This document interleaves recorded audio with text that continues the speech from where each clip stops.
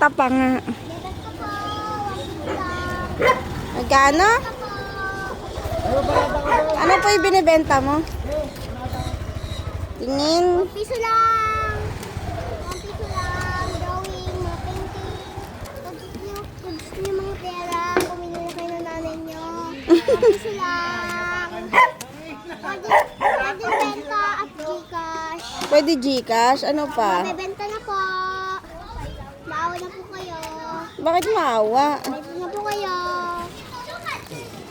Asan? Sino bang ano mo? Sino customer mo? Andun, sabi niya bibili daw siya. Kumuha daw siya ng pera. Okay. Bebenta po. Benta po kayo. Benta. Sigurado ka sa benta mo ha. Benta na po kayo. Halika na. Free mo na lang kasi yan para maubos. Free. Isang piso lang. 1 piso lang. Kung wala kayo pera, i-ano mo na lang. Eh ano? I-benta. Benta na po kayo. Kung may pera dyan, ibalik sa akin. Bebenta po. Magbebenta. Benta na po kayo. Maganda po to.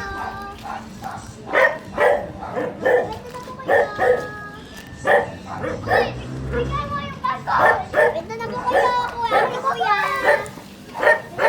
Uy! Pagkakas mo!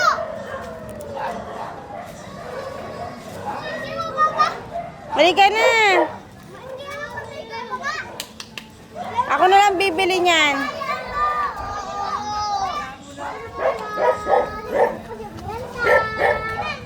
Wala ka namang customer dyan. Salamat po. Pabili na po kayo. 1 piso lang po. 1 piso lang po mahal. Yung dalawang drawing mahal po.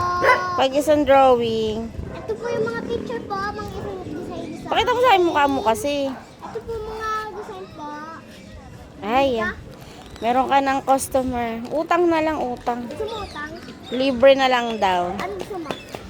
Okay. Yan? Okay na? Halika na. Ano kayo? Seryoso si ate. Benta na! Kuya, benta na kayo! Pasensya na!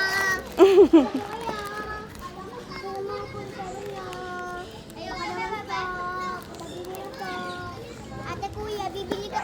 Anjoy! Anjoy! Bibili ka o bebenta? That's not freaking yours. Bibili po, pabili. Halika na. Hindi, Wala nang tao.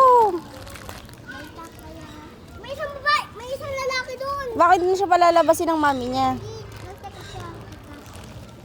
Paano ko wala siyang pera? Gcash? Bebenta na yung mga mahal, yung mga mura lang. Bebenta na kaya. Salamat po sa mga pinalapit ko na. May nagbigay. 5 pesos. Huli mo yung 4. Baka ibibili ng taray. May ano na siya. May kita na siya 5 pesos. Anak, palitan mo palit. Yan, dapat piso. Yung 5 ibalik mo sa kanya. Yan. Okay. Salamat, ate. Samahan mo sa bebenta ka. Business-minded naman po pala sa ate. Bye!